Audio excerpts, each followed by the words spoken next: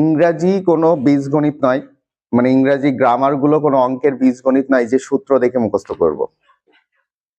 ইংরাজিটা হচ্ছে মানে আমাকে কনসেপ্ট, মানে আমার টোটাল মাইন্ড কনসেপ্ট থেকে বুঝতে হয় যে ইংরাজি গ্রামার গুলো কিভাবে তৈরি হচ্ছে। তা আজকে ক্লাসে আমি ন্যারেশনের সূত্র শিখবো না, ন্যারেশনের সূত্র তৈরি করা শিখবো। আর ন্যারেশন চেঞ্জটা কি সেটা আমরা আজকে শিখবো। আমরা পরীক্ষায় অনেক ছাত্রছাত্রীকে দেখেছি ন্যারেশন চেঞ্জ থাকলেই তারা সরে যায়, মানে কি ন্যারেশন চেঞ্জ করতে চায় না, কারণ এটা তারা মনে করে প্রত্যেকে যে ন্যারেশন চেঞ্জটা হচ্ছে ইংরেজি গ্রামারের একটু কনফিউজিং একটা গ্রামার, অনেকে এটা এড়িয়ে যায়। তা আমি মনে করি আজকের এই ক্লাসটা যদি মন দিয়ে আমরা করি তাহলে ন্যারেশন চেঞ্জ বিষয়টা কি সেটা আমরা সম্পূর্ণ একদমই সহজ করে বুঝবো। এবং এটা বলতে পারি যে বাংলাতে ইংরেজি গ্রামার সব থেকে সহজ করে শেখার উপায় হচ্ছে এইগুলো, এই পদ্ধতিগুলো। সেগুলো চলো আমরা তাহলে ন্যারেশন চেঞ্জ কি সেটা আগে প্রথমত আমরা জানি। ন্যারেশন চেঞ্জটা কি দেখো, ন্যারেশন চেঞ্জ শেখার আগে আমি প্রথমে একটা বাক্য লিখছি, সেটা মন দিয়ে দেখো। ধরো the man said comma inverted comma যে I am going to market. বাক্যটা দেখো কি লিখলাম, যে the man said I am going to market. তাহলে এই বাক্যটা প্রথমে আমরা একটু বলি। দ্য ম্যান সেইড, মানুষটি বলল, I am going to market, আমি বাজারে যাচ্ছি। তাহলে দেখো এই যে কথাটা আমরা যে শুনলাম এটা অ্যাকচুয়ালি কি, একটা স্পিচ। ইংরেজিতে একে বলা হয় কি, একটা স্পিচ, তাই তো? স্পিচ এগুলো কিন্তু বাক্য নয়, এগুলো হচ্ছে কথা। দেখবা বিভিন্ন রকম অনুষ্ঠানে এরকম অ্যানাউন্সিং করে যে আমাদের মধ্যে একটা মূল্যবান স্পিচ দিতে আসছেন মাননীয় এমন একজনের নাম করে, মানে কি সে কিছু কথা বলতে মানে আমাদের মধ্যে আসছে। তাহলে ন্যারেশনটাও বিষয়টা হচ্ছে সেম, এটা হচ্ছে একটা স্পিচ। সেই পিচটা পরিবর্তন করা হয়। পরিবর্তন মানে কি, লালকে সাদা করা নয় বা সাদাকে কালো করা নয়, শুধু স্পিচটা সেম থাকবে কিন্তু বিষয়টা একটু অন্যভাবে আমরা উপস্থাপনা করব। কেমন একটা যদি বাস্তব উদাহরণ দেই, ধরো তুমি তুমি রাস্তায় দাঁড়িয়ে আছো, তোমার বন্ধু এসে বলল যে আমাকে এক গ্লাস জল দাও, আমাকে এক গ্লাস জল দাও। সে তোমার বন্ধু তোমাকে একটা স্পিচ বললো, একটা কথা বললো যে আমাকে এক গ্লাস জল দাও।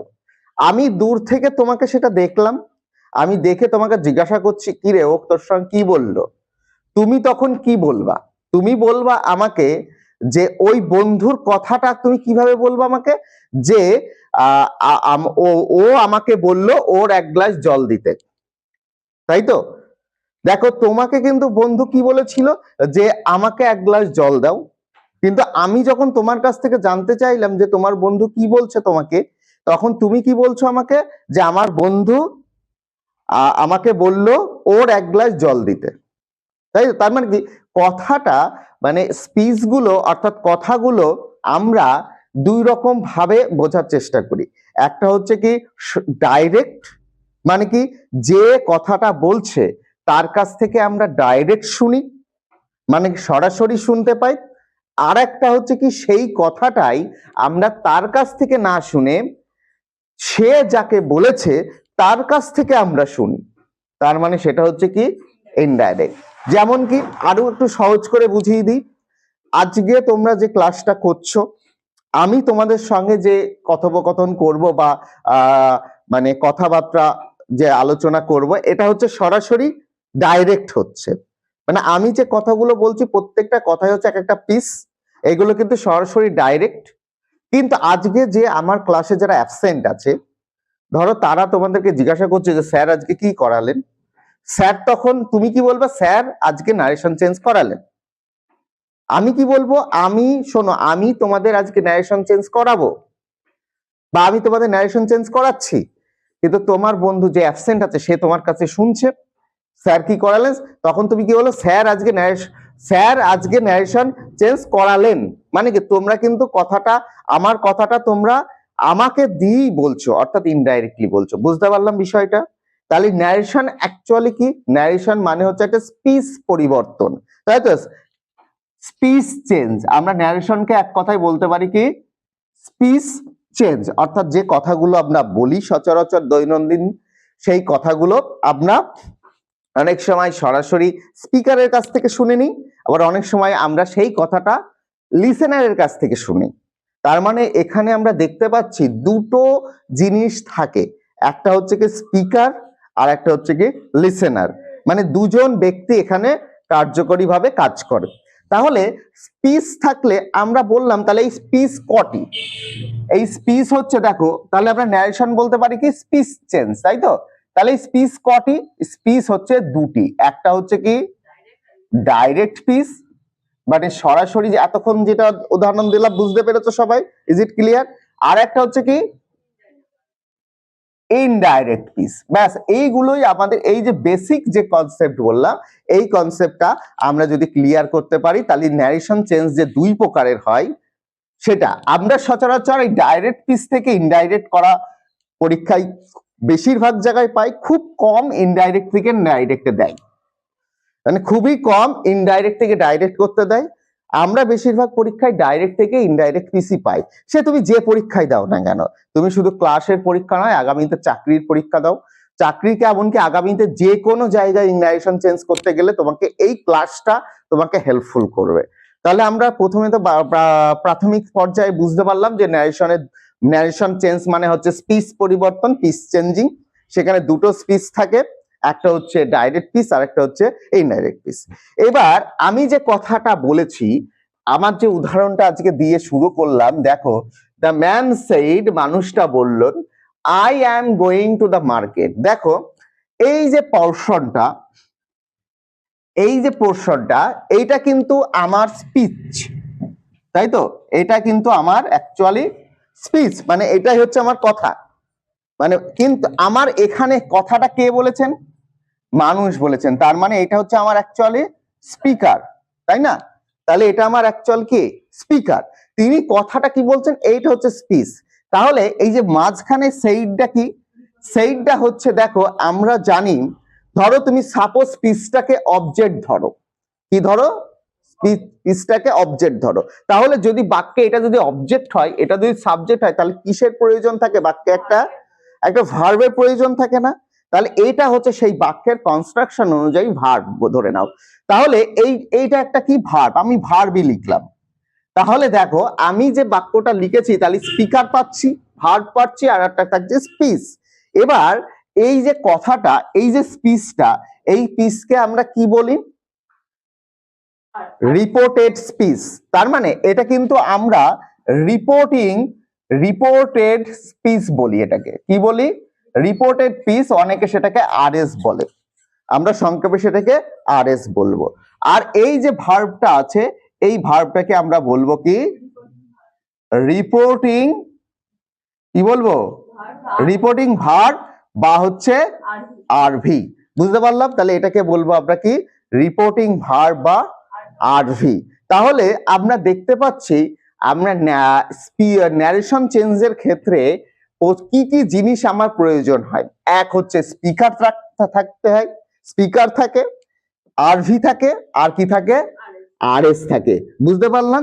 এবার এই যে বাক্যটা লিখেছি, এই বাক্যটা প্রথমত আমি বুঝে নিতে হবে কোন স্পিচে আছে, ডাইরেক্ট পিস না ইনডাইরেক্ট পিস। ডাইরেক্ট পিস, এই ডাইরেক্ট পিস বা ইনডাইরেক্ট পিস বোঝার আগে আমাকে আরো কয়েকটা জিনিস জানতে হবে ন্যারেশন চেঞ্জে। সেটা কি? সেটা হচ্ছে কি, আমাদের সেন্টেন্স জানতে হবে। সেন্টেন্স, সেন্টেন্স কয় প্রকার? দেখো আমাদের ফার্স্ট অফ অল আমাদের জানতে হবে কি? দেখো আমাদের জানতে হবে সেন্টেন্স। দেখো সেন্টেন্স আমাদের কিন্তু 5 প্রকারের হয়, তাই না? সেন্টেন্স কয় প্রকারের হয়? 5 প্রকারের হয়। দেখো যে বাক্যের শেষে জিজ্ঞাসা চিহ্ন থাকে, কি থাকে? যে বাক্যের শেষে জিজ্ঞাসা থাকে তাকে আমরা কি বলি? Interrogative sentence. ভালো লাগছে? সহজ লাগছে উপায়টা? যে বাক্যের শেষে এরকম একটা দাড়ির তলায় হঠাৎ করে বিন্দু বসিয়ে দেয়, সেটাকে আমরা কি বলি? এক্সক্লেমেটরি সেন্টেন্স, তাই তো? তারপরে যে বাক্যের সে শুরুতে MAY থাকে সেটাকে আমরা কি বলি? অপটেটিভ সেন্টেন্স, তাই তো? Optative sentence. যে বাক্যের শুরুতেই ভার্ব দিয়ে শুরু হয়, মানে open the door, close your eyes, তাই তো, শাট দ্য ডোর, যে বাক্য ভার্ব দিয়ে শুরু হয় সেগুলোকে বলি আমরা ইম্পারেটিভ সেন্টেন্স। আর যে বাক্যটা সাবজেক্ট দিয়ে শুরু হয়, কি দিয়ে শুরু হয়? সাবজেক্ট দিয়ে শুরু হয়, সেই বাক্যগুলোকে বলে অ্যাসার্টিভ সেন্টেন্স, নট অ্যাসার্টিভ, উচ্চারণটা অ্যাসার্টিভ সেন্টেন্স। আমরা ইংরেজিটাকে শুদ্ধ ইংরেজি শিখব, মানে অশুদ্ধ না। আমরা বাংলাতে ইংরেজি শিখছি ঠিকই, কিন্তু যতটা চেষ্টা করব ইংরেজিটাকে ইংরেজি দিয়ে উচ্চারণ করা, তার মানে এটাকে অ্যাসার্টিভ সেন্টেন্স। তাহলে এই যে আমাদের ন্যারেশন চেঞ্জ করতে গেলে আমাকে প্রথমত এই কটা 5টা সেন্টেন্স আমাকে পুরোপুরি জানতে হবে। তাহলে আমি শর্ট ট্রিক্স বলে দিলাম, যে বাক্যের শেষে অর্থাৎ কোথায় থাকবে। এবার প্রশ্ন হতে পারে, স্যার এই যে বাক্যটা বলছেন ন্যারেশন, এই স্পিচের ভিতর কোথায় থাকবে? এগুলো সবাই থাকবে কি RS এ, RS এর ভিতরে থাকবে এইগুলো, বুঝতে পারলাম? এগুলো কোথায় থাকবে? RS এর ভিতরে। আচ্ছা, এই RS কোনটা? RS হচ্ছে কি এই পোর্শনটা, অর্থাৎ স্পিচটি। RS বলতে কোনটাকে বোঝাবো?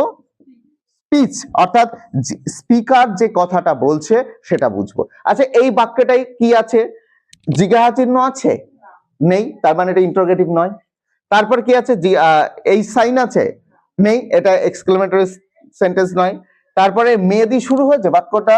নট, এটা তাহলে অপটেটিভ নয়। ভার্ব দিয়ে শুরু হয়েছে? না, শুরুতে আই আছে, সাবজেক্ট আছে, তার মানে সাবজেক্ট দিয়ে শুরু হলে কি হচ্ছে? Assertive sentence. তাহলে এই সেন্টেন্সটা কিসে আছে? Assertive sentence. তাহলে এইভাবে আমাদের কিন্তু ওয়ে বানাতে হবে। আমি আবারও বলি, ইংরাজি অঙ্কের মতো সূত্র দিয়ে শেখা যায় না। এতদিন আমরা যে পদ্ধতিতে ইংরাজি শিখেছি সেই পদ্ধতিগুলোকে আজকেই সম্পূর্ণ মুছে ফেলতে হবে। আমাদেরকে ইংরাজি শিখতে হবে ইংরাজি দিয়ে, অর্থাৎ আমাদের সূত্র তৈরি করব না, মানে সূত্র মুখস্থ করব না, সূত্র আমরা তৈরি করব। তাহলে দেখো, আমাকে ইংরাজিতে তাহলে এই কটা বাক্য লাগে। এবার এই যে আরভি আছে, সেইড, তাই তো? এই যে সেইড, আরভি, ধরো এই জায়গাটায় সেইড না দিয়ে তোমাদের এখানে হয়তো বললো the man said to me, তাই তো? দেখো, সেইড ছিল, সেইড টু আসলো নতুন শব্দ, তাই না? তাহলে এইগুলো, এই যে ক্লাসে সব থেকে গুরুত্বপূর্ণ যে জিনিসটা, আমার এই যে 5টা সেন্টেন্স আমি লিখলাম, এই 5টা সেন্টেন্সে যখন আমি স্পিচটাকে চেঞ্জিং করব, অর্থাৎ এটা তো ডাইরেক্ট, ধরো ডাইরেক্টে আছে, আমি ইনডাইরেক্টে করব, তখন এই 5টা সেন্টেন্সের আরভি কি হবে? আমরা সবাই জানি অ্যাসার্টিভ সেন্টেন্সে সেইড থাকলে আমরা সবাই বলতে পারি যে সেইড থাকলে সেইড হয়, আর সেইড টু থাকলে টোল্ড হয়। এটা আমরা মানে all students are well inform, তাই তো? এটা সবাই জানি যে সেইড থাকলে কি হবে? সেইড হবে, সেইড টু থাকলে টোল্ড হবে। কিন্তু ধরো এই সেইডটাই, আরভিটাই ইন্টারোগেটিভ সেন্টেন্সে কি হবে? যদি সেইড থাকে তাহলে ইন্টারোগেটিভ সেন্টেন্সে কি হবে? সেটা আমরা আস্কড করব, তাহলে আরভিটা কি হয়ে যাবে? আস্কড হয়ে যাবে। নেক্সট যদি এক্সক্লেমেটরি সেন্টেন্স আসে সেটা, তাহলে সেইটা হয়ে যাবে কি? এক্সক্লেইমড, এক্সক্লেইমড হবে। হ্যাঁ, বুঝতে পারলাম? তারপর কি থাকবে? আচ্ছা, এক্সক্লেইম যখন হবে তখন বাক্যটা যদি কোনো দুঃখ বা আনন্দ হয় তাহলে আমরা exclaimed with joy, exclaimed with sorrow এরকম লিখবো। সেটা আমরা যখন পরবর্তীতে ন্যারেশন ক্লাসে ডিটেলিং করব তখন আমরা জানতে পারবো। তারপর ধরো মে যদি থাকে তাহলে কি হবে? মে থাকলে উইশড হবে, উইশড, বা আরেকটা হয় প্রেইড হয়, তাই তো? আরেকটা কি থাকছে তাহলে? এবার থাকছে কি? ইম্পারেটিভ। ইম্পারেটিভে কি হবে? ইম্পারেটিভটাই সব থেকে মজার ব্যাপার। এটাই হচ্ছে কি, কোনো জায়গায় অর্ডার্ড হবে, কোনো জায়গায় রিকোয়েস্টেড হবে, কোনো জায়গায় অ্যাডভাইসড হবে, বুঝতে পারলাম? তার মানে আমরা এখান থেকে বেসিক পার্টটা জেনে নিলাম, ন্যারেশনের ভিতরে কি কি থাকে আর কি কি পরিবর্তন হয়। আজকের যে ক্লাসটা হচ্ছে কি, এটা হচ্ছে ক্লাস 1 অফ ন্যারেশন চেঞ্জিং। এই ক্লাসটার কনসেপ্ট যদি আমরা বুঝতে পারি, আগামী যে ক্লাসটা আমরা বেশ কয়েকটা ক্লাস সিরিজ নিয়ে আসবো ন্যারেশন চেঞ্জ, এক একটা সেন্টেন্স ধরে ধরে, এখানে যে 5টা সেন্টেন্স আছে এই 5টা সেন্টেন্স ধরে ধরে আমরা শিখবো যখন, তখন আরো ডিটেলিং করবো, আরো সুন্দর এবং আনন্দ লাগবে। দেখো তাহলে আমরা কি বললাম যে এই ডাইরেক্ট পিসে যদি আরভি যেটা থাকে, ইনডাইরেক্ট করার সময় সেন্টেন্স অনুযায়ী আরভি চেঞ্জ হয়। তাহলে আমরা বুঝে নিলাম যে কোন কোন সেন্টেন্স থাকলে আরভিটা কি কি হয়ে যাবে। ব্যাস, আর একটা কি থাকে বলতো, এই যে ইনভার্টেড কমাটা আছে না ডাইরেক্টে, এর বদলে ইনডাইরেক্ট করার সময় একটা লিঙ্কার ব্যবহার করতে হয়, মানে এটা আমরা লিখতে পারবো না, তাহলে এর বদলে আমরা কি ব্যবহার করব, লিঙ্কার ব্যবহার করব। তাহলে ইন্টারোগেটিভ সেন্টেন্সে লিঙ্কার কি আসবে, ইন্টারোগেটিভ সেন্টেন্সে ইফ আসবে অথবা ডবলএস ওয়ার্ড আসবে, বুঝতে পারলে? ইন্টারোগেটিভ সেন্টেন্সের লিঙ্কারটা কি হবে, ইফ থাকবে অথবা ডবলএস ওয়ার্ড থাকবে। এক্সক্লেমেটরি সেন্টেন্সের লিঙ্কার হবে দেখো দ্যাট, অপটেটিভ সেন্টেন্সের লিঙ্কার হবে দ্যাট, ঠিক আছে? ইম্পারেটিভ সেন্টেন্সের লিঙ্কার হবে টু, আর অ্যাসার্টিভ সেন্টেন্সের লিঙ্কার হবে দ্যাট। ব্যাস এইটুকুই ফরম্যাট, এইটুকুই। তাহলে বুঝতে পারলাম, আমাদের যদি কেউ বলে যে ন্যারেশন মুখস্থ করতে হয়, তাহলে সম্পূর্ণ ভুল। মুখস্থ করে ইংরেজি গ্রামার অন্তত শেখা যায় না, আমাদের ইংরেজি গ্রামার স্ট্রাকচারটা মুখস্থ করতে হয়। কি, তাহলে আমরা ন্যারেশন চেঞ্জিং এর জন্য আমাদের 5টা সেন্টেন্স প্রয়োজন হয়, সেই 5টা সেন্টেন্সের আমরা জানলাম ইনডাইরেক্ট পিসে তাদের আরভি কি হয়, এগুলো হচ্ছে আরভি আর এগুলো হচ্ছে আমাদের লিঙ্কার। বুঝতে পারলাম? এগুলো কখন, এগুলো প্রতিটি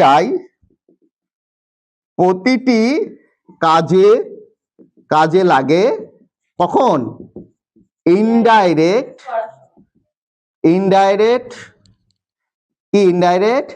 পিস করার সময়। বুঝতে পারলাম? তাহলে এগুলো প্রতিটাই কাজে লাগে কখন, ইনডাইরেক্ট পিস করার সময়। তাহলে এবার ক্লাসটা চাইলে তোমরা এই জায়গাটা লিখতে পারো।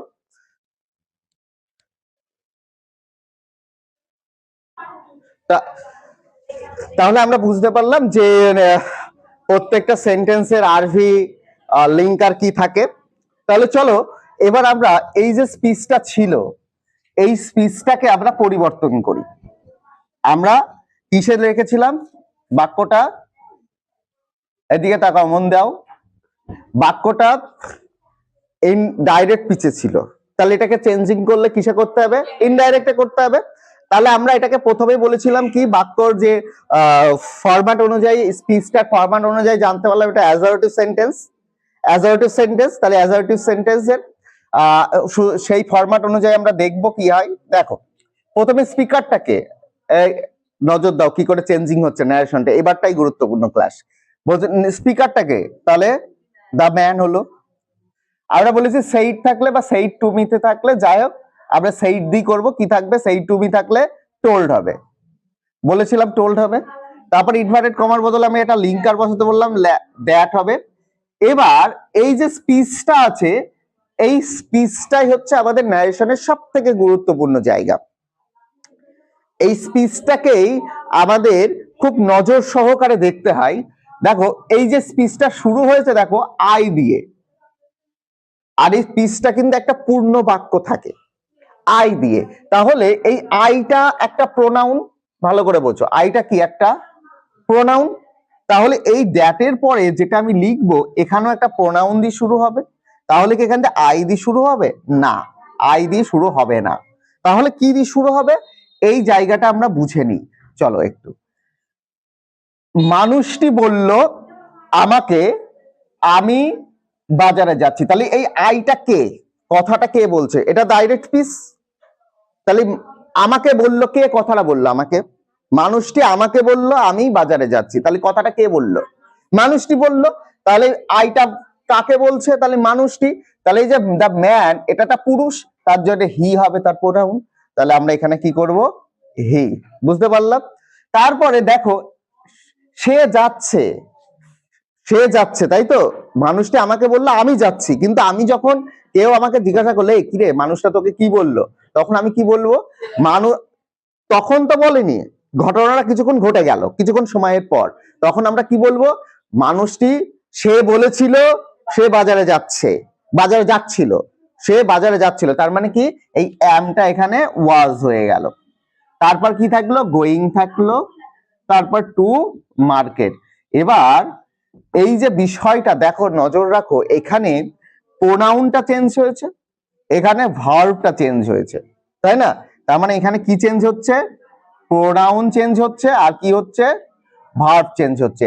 তার মানে আমাদের ন্যারেশন যে চেঞ্জিংটা আছে, মানে স্পিচ চেঞ্জিং এর ক্ষেত্রে আমাদের সবথেকে গুরুত্বপূর্ণ যেটা হচ্ছে কি আমাদের লাগবে, সেটা হচ্ছে প্রোনাউন সম্পর্কে আমাদের একটা জ্ঞান নিতে হবে, আর একটা রাখবে কি আমাদের টেন্স। এই দুটো জিনিস কিন্তু আমাদের খুব সতর্কভাবে একদমই জেনে রাখতে হবে। তাহলে এই যে প্রোনাউনটা চেঞ্জ হলো, আচ্ছা আইটা কেন হি হলো, আমরা এটার একটা শর্ট ট্রিক্স বার করব, মানে কি থাকলে কি হয়। তাহলে আমরা এটা লিখি, যদি দেখি কোথায় ডাইরেক্ট স্পিচের আরএস এ, কোথায় দেখি, যদি দেখি ডাইরেক্ট স্পিচের আরএস এ আই দিয়ে শুরু হয়, কি দিয়ে শুরু হয়, আই দিয়ে শুরু হয়, তাহলে সেই আইটা আমি কাকে চেক করব, স্পিকারকে। বুঝতে পারলাম, আইটা কাকে চেক করব, স্পিকারকে চেক করব। তাহলে আই দিয়ে যদি কোনো শুরু হয়, তাহলে সেই আইটা কাকে বোঝাবে, স্পিকারকে। এটা কোথায়, এটা ডাইরেক্টের শুরু হচ্ছে, তাহলে আমি এটা লিখতে পারি ডাইরেক্ট আরএস, তাই তো? ডাইরেক্টের আরএস এর শুরুতে যদি আই থাকে, তাহলে কাকে বোঝাবে, সেটা স্পিকার। তারপরে ধরো ধরো আই থাকলো, তারপর থাকলো ধরো মাই, তাহলে কাকে বোঝাবে, স্পিকারকে বোঝাবে। বুঝতে পারলাম, মাই থাকলে স্পিকারকে বোঝাবে। ধরো আরএস এর, এটা আরএস এর ভিতরে বলতে চাইছি, ঠিক আছে? ধরো কোনো জায়গায় আমি দেখতে পেলাম ধরো মি আছে, তাহলে মি আছে, তাহলে কাকে বোঝাবে, তাহলে লিসেনারকে বোঝাবে। লিসেনার মানে কি দ্বিতীয়কে বোঝাবে, মানে বোঝাতে পারলাম, কাকে বোঝাবে, দ্বিতীয়কে, অর্থাৎ মি কে বোঝাবে। বুঝতে পারলাম, মানে যদি শুরুতে আই থাকে, তাহলে আমরা স্পিকারকে ধরবো, মানে কি স্পিকার মানে প্রথমে যে স্পিকার মানে সাবজেক্টটা থাকবে, সেটা বা নাউনটা থাকবে বা প্রোনাউনটা থাকবে, তাকে বোঝাবো। মাই থাকলেও স্পিকারকে বোঝাবো। বাক্যের মধ্যে যদি মি থাকে, ঠিক আছে, তাহলে সেটা হচ্ছে মি থাকলে সেটা আমাদের বুঝে নিতে হবে যে এটা হচ্ছে স্পিকারকে বোঝাবো। প্রথম বাক্যের মধ্যে মি থাকলেও কাকে বোঝাবো, স্পিকারকে বোঝাবো। বলতেই পারে the man said to give me a glass of water, তার মানে গিভ মি, আমাকে একটা জল দাও, তার মানে কাকে, স্পিকারকে দাও, তোমার প্রথমে।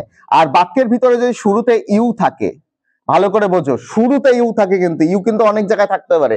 শুরুতে যদি ইউ থাকে, তাহলে আমরা দ্বিতীয়কে বোঝাবো, সেকেন্ডকে বোঝাবো। সেকেন্ড, সেকেন্ড মানে কাকে, সেকেন্ড মানে কাকে, রিমেনিং কে বোঝাবো। বুঝতে পারলে, যদি বাক্যের ভিতরে ইউ থাকে, ধরো হয়তো বললাম the man said to me you you give me a glass of water, তাহলে ইউটা কাকে বোঝাচ্ছি, আমাকে বোঝাচ্ছে, তাই তো? হ্যাঁ, মানে মি কে বোঝাচ্ছে। বুঝতে পারলাম, তাহলে ইউ থাকলে কাকে বোঝাবো। এবং বাক্যে যদি কোনো জায়গায় ইউ থাকে, বাক্যের শুরুতে না, বাক্যের ভিতরে যদি কোনো জায়গায় ইউ থাকে, তাহলে তাকে কাকে বোঝাবে, তাও কিন্তু এই সেকেন্ডকেই বোঝাবে। বুঝাতে পারলাম, কাকে বোঝাবে, সেকেন্ডকে বোঝাবে। তাহলে প্রোনাউনের পরিবর্তন এটাই। এবার আমরা জানি যে এইগুলো থাকলে কি হবে। যদি আই থাকে তাহলে কি হবে, যদি আই থাকে তাহলে হি অথবা শি হতে পারে। আই থাকলে আমরা যখন ইনডাইরেক্ট করব, সেখানে হি হতে পারে, শি হতে পারে। তারপরে মি থাকলে কি থাকে, হিজ হতে পারে, হার হতে পারে, হিজ হতে পারে, হার হতে পারে।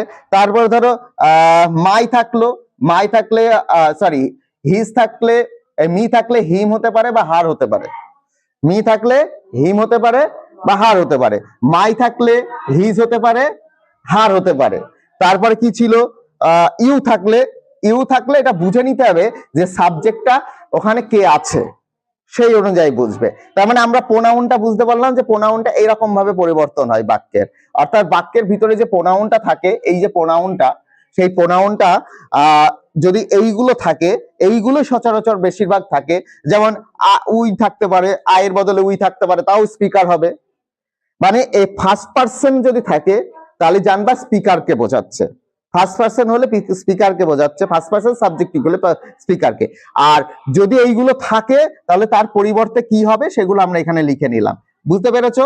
তাহলে এই গেল আমাদের কাছে পরিবর্তন হচ্ছে কিসের, প্রোনাউনের পরিবর্তন। এবার আমাদের আর একটা জিনিস বলেছি কি, টেন্স জানতে হবে, তাই তো? টেন্সের কি পরিবর্তন হয়?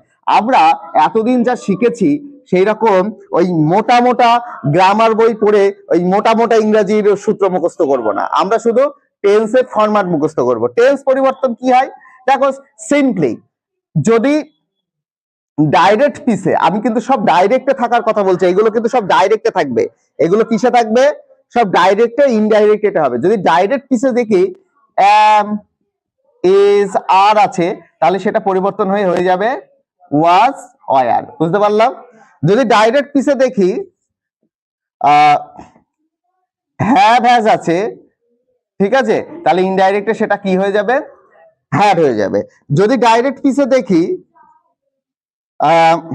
শ্যাল আছে, ঠিক আছে, বা উইল আছে বা ক্যান আছে, তাহলে সেটা কি হয়ে যাবে ইনডাইরেক্ট করার সময়, শুড হয়ে যাবে, উড হয়ে যাবে, কুড হয়ে যাবে, ঠিক আছে। কিন্তু ব্যাপার হচ্ছে যদি দেখি ডাইরেক্ট পিসেই ওয়াজ ওয়্যার আছে, ধরো ডাইরেক্ট পিসেই ওয়াজ ওয়্যার আছে, তখন আমরা কি করব, আমরা জানতাম কি অ্যামিজার থাকলে ডাইরেক্টে ইনডাইরেক্ট করার সময় ওয়াজ ওয়্যার হয়, কিন্তু ডাইরেক্ট পিসেই যদি ওয়াজ ওয়্যার থাকে তাহলে আমরা কি বলবো, সেখানে হ্যাড ইউজ করব।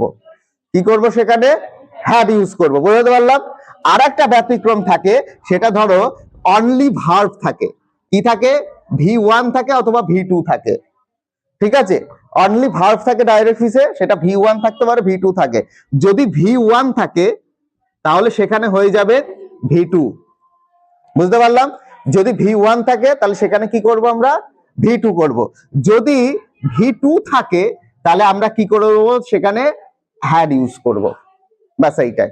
যদি V2 থাকে সেখানে আমরা কি ইউজ করে দেবো, হ্যাড ইউজ করে দেবো। তার মানে এই গেল আমাদের ন্যারেশন চেঞ্জের প্রাথমিক ক্লাস।